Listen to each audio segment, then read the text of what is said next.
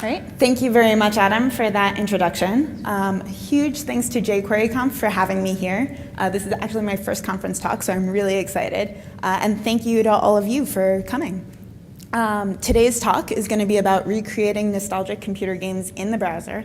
But before I get into that, this is a little bit about me. I'm Sara Gorecki. I'm Ophelia's Daisies, most places on the internet, GitHub and Twitter included. I live in New York City, and as Adam mentioned, I run the Queens.js meetup. I graduated from the Flatiron School, one of the New York City boot camps in March, and Ashley Williams, who's over in the front row, was one of my amazing instructors there. And currently, I'm a node engineer at Penton Media, working with John Paul, who gave the wonderful keynote this morning. There's many, many things I can tell you about myself, but probably the one that's most relevant to this talk is that I love video and computer games. They're pretty awesome, and they come in all kinds of flavors. There are really action-heavy platformer games. There are some really amazing indie games that have really low-key graphics but wonderful gameplay. And then there are the nostalgic games that we all know and love, like Mario and Pac-Man. So with my love of games, I wanted to make one for a while. But I didn't want to have to really worry about coming up with game rules or coming up with a story or any of that. I wanted to just figure out how the game logic works and how to go about creating one from a programming standpoint. And so I decided to dive into this. While I was back in Flatiron, there was a assignment that we had actually to basically just make a simple card game to get more comfortable with DOM manipulation and traversing the DOM.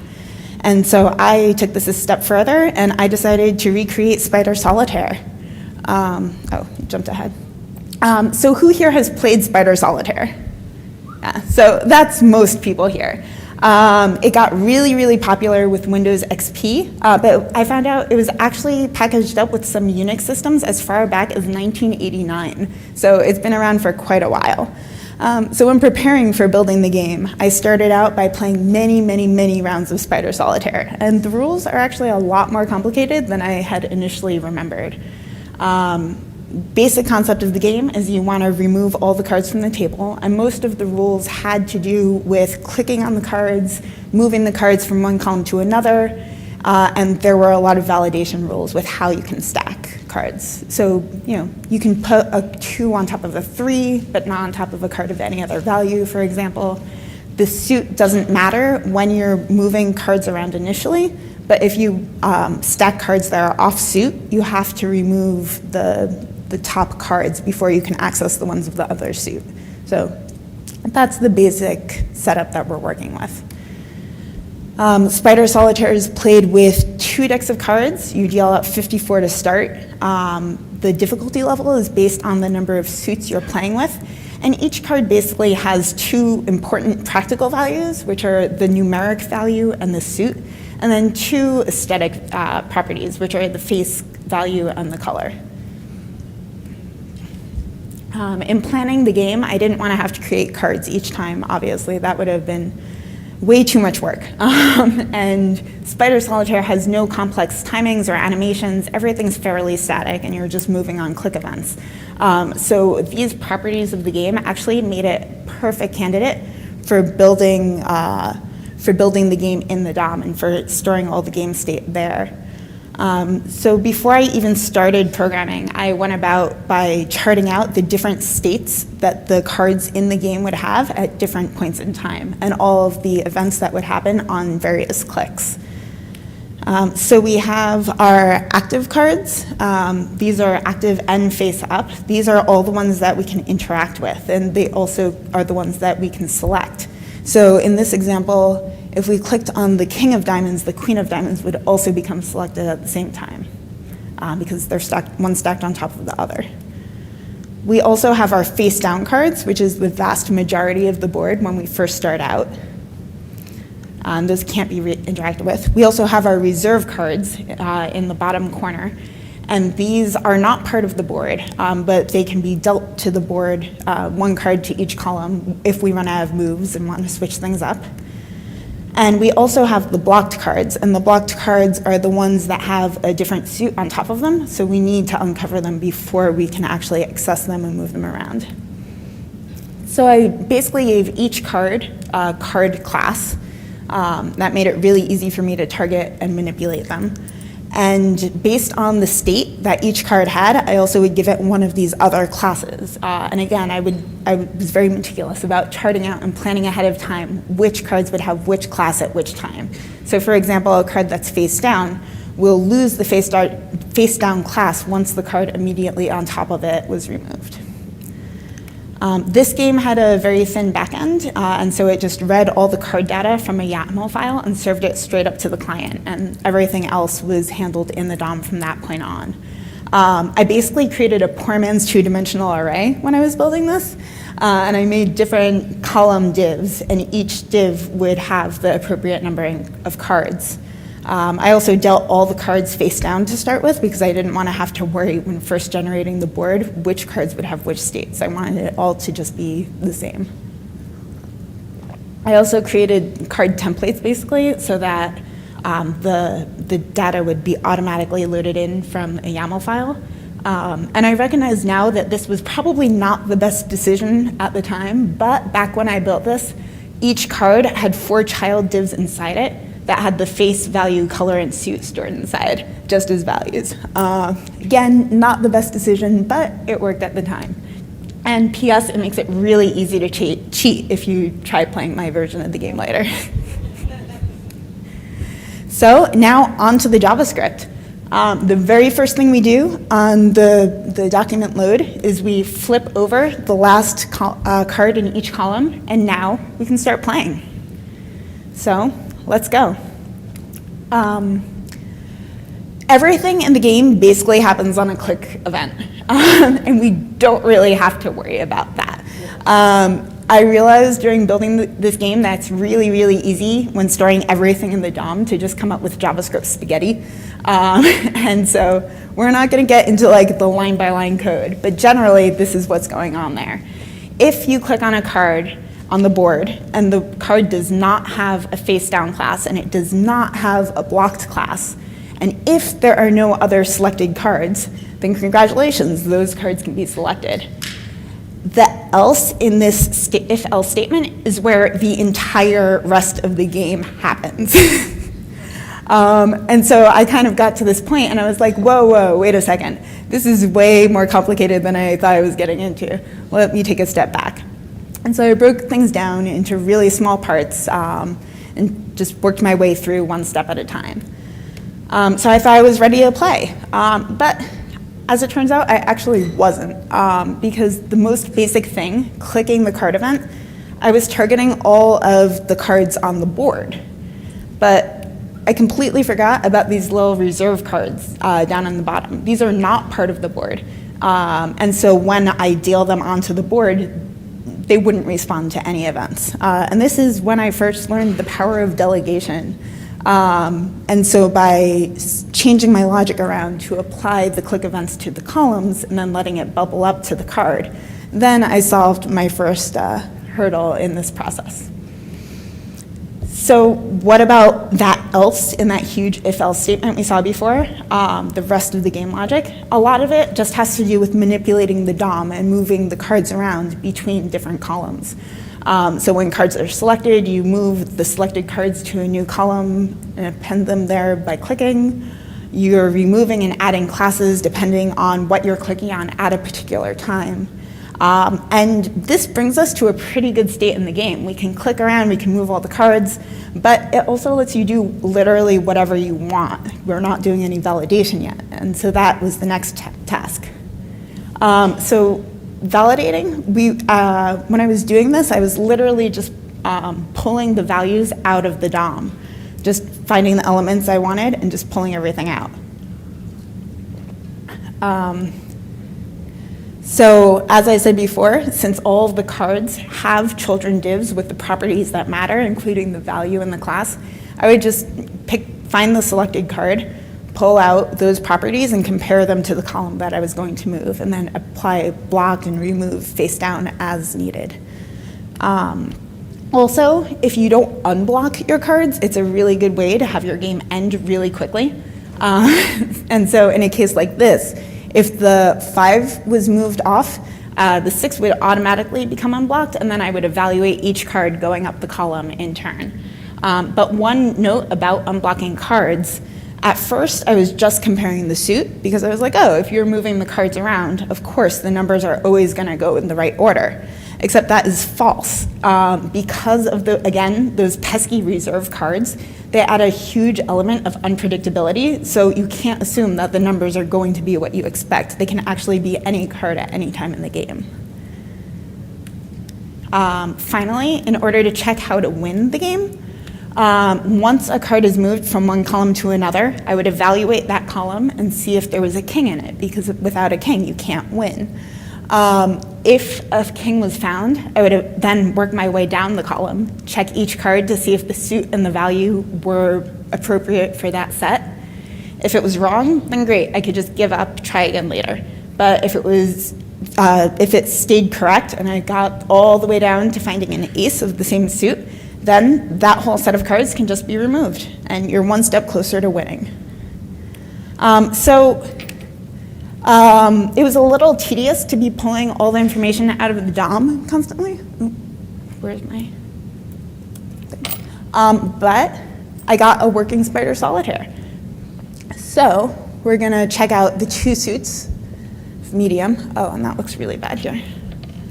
All right. So here we can select the jack, for example, put it on the queen. Now the queen can't move. But we can put the 7 on the 8. Now they can move together, and the cards are flipping face up as needed. And then we can deal more random cards and continue on. Yeah, so Spider Solitaire.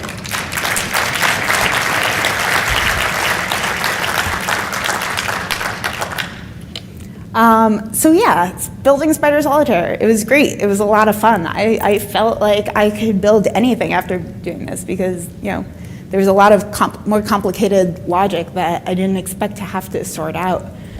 And I made a successful DOM-based game. It was great. But I knew that there was more, and I knew that there were more game building techniques that I would have to learn in order to build something more complicated, because storing everything in the DOM can only take you so far. I mean, I was thinking, what if I wanted to add in animations? What if I was building a game that was depending on speed, or just something that had any greater level of complexity, really? And so I decided it was time for Tetris. So who here has played Tetris? Woo! Yeah. So pretty much everyone, so I'm not going to go into the rules. I mean, pieces are added, pieces fall, rows are removed, pieces rotate. It's one of those classic games that we all know and love. But this brought in a lot of new challenges for actually building a game. There's constant animation, things are always moving, multiple things happen at once, pieces are falling down and can rotate and move left and right at the same time. And so initially, my first inclination was to fall back on putting everything in the DOM, because that's what I did for Spider Solitaire, and for that it worked great. But I knew pretty quickly that that wasn't going to work out in this case. So I decided to completely separate the game logic from the DOM and move down that route. First off, I didn't want to end up with a game that was like this, a wonderful comic from XKCD. And so I knew that I had to define what the pieces and the board were. And by the way, this is playable. Someone made it, and you can find it online. So I decided to make piece and board objects. So the pieces have a shape chosen at random. They know the different configurations they can have. They're aware of the board they belong to. They know where they are on the board. And they know whether or not they're active, or if they are stuck at the bottom. And the board is a grid. It has an active piece. It knows whether or not the game is active or if it's paused. And the board is what's controlling the speed of the game and the rendering. So to render the board, I used tables. Just kidding. I actually used handlebars templates. And so so I set the width and the height, and I basically just used handlebars to iterate through this grid and create column divs and tile divs inside. I would check each tile for any content, and if it had anything there, it would get the class active, and so then the tile would appear on the board instead of being an empty grid. Something else that I also learned in rendering the board is that iterating over an array filled with undefined values is not really a good idea. Initially, at the first pass through, the board was just all undefined. I was like, that's great. Everything just doesn't matter what they are. And then later I changed them to false just because it worked better. And you could iterate. So now that we have the board, we could move on to the pieces. This is also a playable XKCD comic that you can find. There are 7 different piece types in Tetris.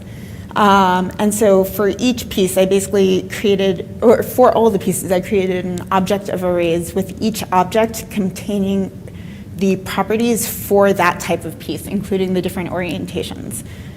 And so I had that starting point. In order to mesh the game and the board and the pieces together, I created the game loop. There are actually 2 game event loops happening in my Tetris game. There's the rendering and there's the game logic. And while at times the 2 match up, I'm keeping them completely independent, and that just gives a lot more freedom over what you can do when building a game. I'm using a set interval that's set at 50 milliseconds, so every 50 milliseconds, I'm ticking the board and ticking the piece, but things don't have to actually change on every tick. It's just checking to see if anything will. And again, this gives us a lot of freedom because moving a piece down at the regular intervals doesn't happen very often, but you can rotate a piece and move them back and forth really, really quickly. So it's important to keep these elements separate. There are also 2 different ticks, the board tick and the piece tick. The board tick handles adding new pieces to the board when there are no active pieces, telling the active piece that it's time for the active piece to tick as well, removing complete rows and rendering the board. And then the piece tick is responsible for taking user input and moving the piece appropriately, rotating the piece and adding it to the board and removing it from the board at specified locations. So now we can start actually getting our game. We have the basic components. Now let's start to build it. Time to start building it. So first we need to, of course, add our starting piece to the board. If the board has no piece, it's going to generate a new one and pass itself into the piece. The piece, remember, it knows where it is on the board. It knows the coordinates of its upper left-hand corner. And so the way that we add a piece to the board is we can check the piece template against those coordinates on the board. And when one of those tiles on the piece exists, we can change the corresponding value on the board to true. And then our piece is added. If we're adding a piece, we also need to be able to remove it. But this is a lot easier because the only true values on the board are the ones of that current active piece. And so we can just iterate over the entire board, and whenever we find true, turn that value to false. And once we have this adding and removing, it's actually really easy to move the piece down at the regular intervals. Basically, in this game, I'm just checking to see if 500 milliseconds or more has passed. And if that's the case, then I just move that coordinate tile down by 1. And then I'll remove the piece from the board, add it in the new location, and then re-render.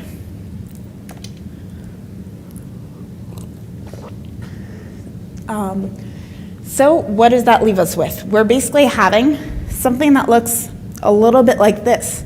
We have a piece that's added to the board, and it keeps on moving down, and then it just keeps on going. You know, it's a great start, but this is not Tetris. So the next step is to stack the pieces, right? We need to first check and make sure that the piece isn't going to go off the bottom of the board because, again, we need to actually keep them here. But when we're just checking for the bottom of the board, the pieces just overwrite each other. So that's not what we want either, obviously. So in addition to checking for the bottom of the board, we also need to see if the piece is going to overlap another piece the next time that it moves down. So once we solve that, our pieces can build up and then we can lose Tetris. It's great progress. The way, by the way, that I'm freezing the pieces is I'm literally just changing the value of the piece from true to frozen. And so it's just checking to see if it would overlap with a tile that's frozen the next time it moves. So now we don't want to have to lose Tetris every single time we play. We want to have at least a little bit of a chance. So next step is to get the keyboard input in there. Finally, we're back to using jQuery, right? We're looking for key down events, and we want the pieces to move appropriately. But again, I'm trying to keep all my game logic out of the DOM this time, and I want to try to separate it and keep the game logic in the board and the piece objects. And so instead of just having the event fire when I press a key on the keyboard, I created this board input object. And so this way I'm able to, instead of responding immediately to events, I'm able to store the state of what is currently happening on the keyboard. And this ended up being a lot more efficient. It's actually similar to how a lot of gamepad APIs work. And so basically on key down, I'll change the corresponding value here to true. And then on key up, I change it back to false. And then the entire time that the value is true, just the appropriate function will fire off on every tick.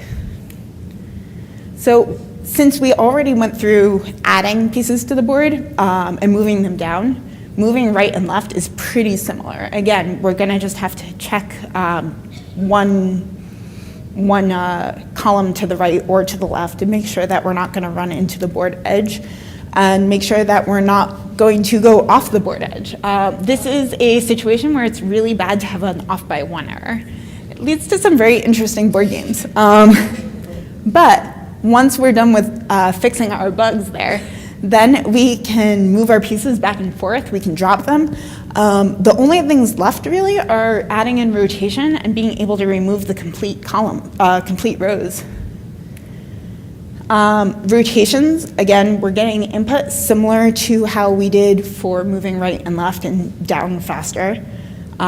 Each piece has an array, again, of all of the orientations. When we rotate a piece, the coordinates don't have to change at all. The upper left-hand corner is staying in the same spot. And so in that array of possible orientations, we're just moving through the array. When we get back to the end, we can just go back to index 0. Another thing with the rotation that I came across is when you're spinning a piece at once every 50 milliseconds is way too fast, and it makes it almost impossible to land on the rotation that you think you're going to. And so similar to how I slowed down the default moving down speed, I did the same for the rotation, and I isolated that and separated it from the tick speed. But of course, we need to also check to see if we can rotate. We need to validate our rotations. We don't want to rotate off the grid, and we don't want to rotate into other pieces. Tetris has this handy thing called a wall jump that most versions implement. And so if it's going to rotate off the grid, it just pushes itself back in, like that piece did right there. And so I decided I would implement this as well. And so basically, if it was going to go off the grid, I would just move the coordinates over by 1 to make sure that stayed in. I did not apply that in terms of overlapping other pieces. So if if one of the tiles in the piece was going to overlap a frozen piece, I just wouldn't let it rotate. Finally, we can get on to actually winning the game. When we are evaluating this, it's pretty simple. I'm delegating this back to the board. You just have to iterate over all of the columns, iterate over all the rows in each column, and if you have a row that's made completely out of frozen tiles, then congratulations. You are one step closer to not losing. So you can splice that row off, unshift a new row to the top of the grid, and that's perfect because you don't have to worry about closing the gap. If you were to just turn a row to false values, then you'd have an empty row, but just removing the row completely solves that. and then you have to add it back to the top, otherwise, obviously your grid would just keep on shrinking. That would be problematic. So let's play.